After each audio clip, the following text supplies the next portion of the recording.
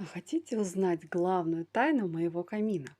Вчера я вам показывала некоторые секреты, а сегодня хочу обратить внимание вот на такую небольшую деталь.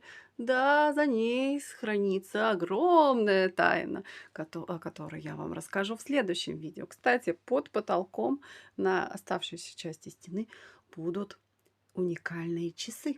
Но об этом чуть позже. А пока подписывайтесь на канал, ставьте лайки и до новых встреч, скорее всего, после моего отпуска.